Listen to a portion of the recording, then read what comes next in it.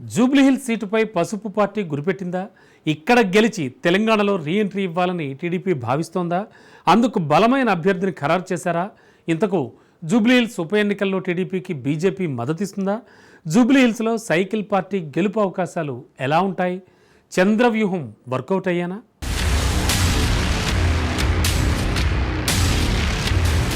జూబ్లీహిల్స్పై రాజకీయ పార్టీల గురి.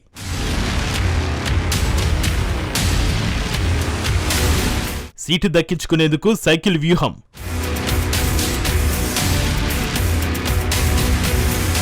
టీడీపీకి బీజేపీ మద్దతిస్తుందా?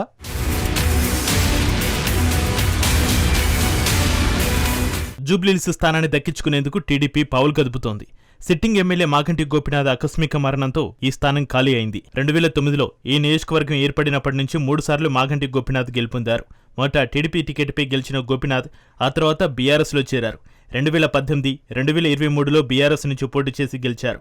ఇప్పుడు ఆయన మృతితో జూబ్లీహిల్స్ స్థానానికి ఉప ఎన్నిక అనివార్యమైంది. కంటోన్మెంట్ ఉప ఎన్నికల్లో విజయం సాధించినట్లే ఈ స్థానాన్ని కూడా దక్కించుకోవాలని కాంగ్రెస్ లక్ష్యంగా పెట్టుకుంది. ముఖ్యమంత్రి రేవంత్ రెడ్డి ఇప్పటికే పొన్నం ప్రభాకర్, తుమ్మల నాగేశ్వరరావు, వివేక్ వెంకటస్వామిలతో ఒక కమిటీని ఏర్పాటు చేసి క్షేత్రస్థాయి పరిస్థితిని అంచనా వేశారు. కాంగ్రెస్ అభ్యర్థుల లిస్టులో మహమ్మద్ అజరుద్దీన్, పీజీఆర్ కుమార్తె విజయారెడ్డి, నవీన్ యాదవ్ పేర్లు ఉన్నాయి.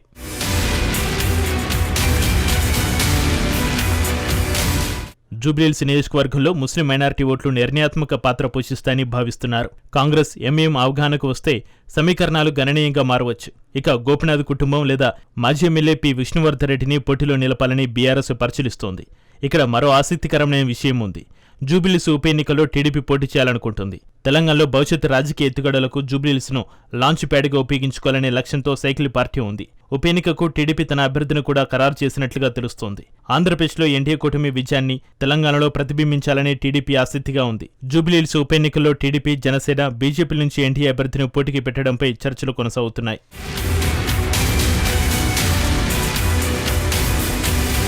టీడీపీ తన అభ్యర్థిగా నందమూరి కుటుంబానికి చెందిన సుహాసిని పరిశీలిస్తున్నట్లుగా తెలుస్తోంది.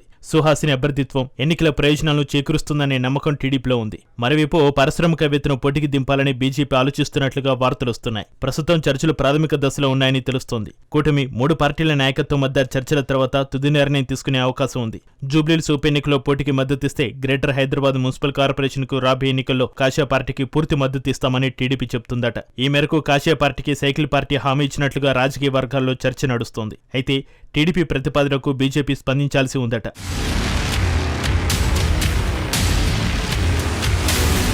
మొత్తానికి జూబ్లీహిల్స్ స్థానాన్ని దక్కించుకునేందుకు సైకిల్ పార్టీ పెద్ద కసరత్తే చేస్తోంది. మరి టీడీపీకి కమలం పార్టీ సహకరిస్తుందా లేదా అనేది వేచి చూడాలి.